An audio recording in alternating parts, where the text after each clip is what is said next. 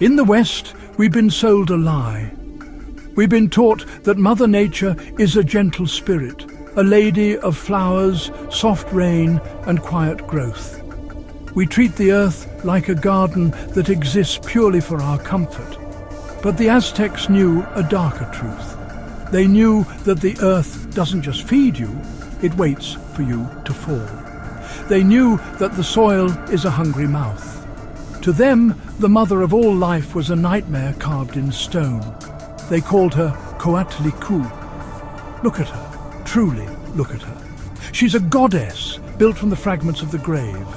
She wears a skirt made of writhing, living rattlesnakes.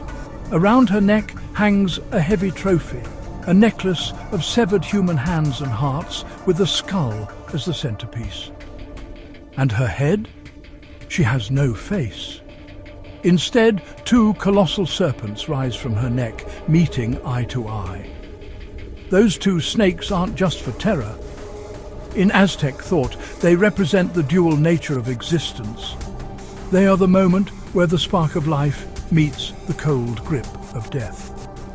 To the Aztecs, you couldn't have one without the other.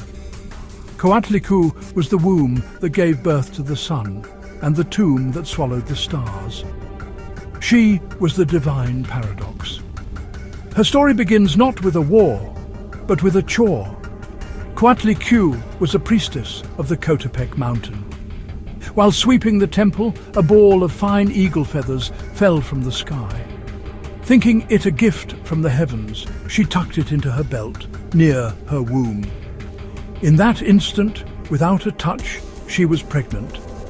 But in the world of the gods, a miracle is often seen as a crime. Coatlicue already had children, hundreds of them. She was the mother of the Huitzilopochtli, the 400 gods of the southern stars. And she had a daughter, Coatlicue, the goddess of the moon. When they saw their mother's glowing womb, they didn't feel joy. They felt shame. They felt replaced. Led by their sister, the moon goddess, the 400 stars armed themselves. They sharpened their obsidian blades and marched through the night. Their mission was simple. To protect their honor, they would behead the mother who gave them life. The stars were coming to extinguish the dawn before it could even begin. At the very moment the assassins reached the summit, the earth screamed. From Coatlicue's womb, a fully grown warrior leaped into the light. This was Huitzilopochtli. He did not come as a child. He came as a god of war, wreathed in blue fire, wielding a serpent of turquoise flames. The moon goddess never stood a chance. Huitzilopochtli decapitated his sister in a single stroke and threw her body down the mountainside. As she fell, her limbs shattered, her torso broke, explaining why the moon must die and be reborn in pieces every month. Then he turned on his 400 brothers. He hunted them across the sky, striking them down with his fiery spear until they fled to the furthest corners of the universe. They became the distant, lonely stars, forever afraid of the sun that chased them away.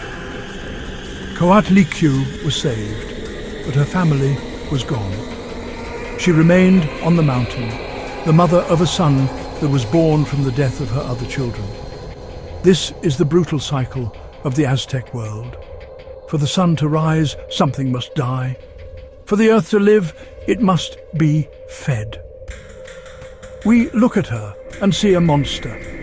The Aztecs looked at her and saw the truth. Life is not a gift, it is a trade. The earth gives you everything, but eventually it will come to collect. Is nature a mother or a predator? Tell us your verdict in the comments. This has been a Mystic Story Weaver tale.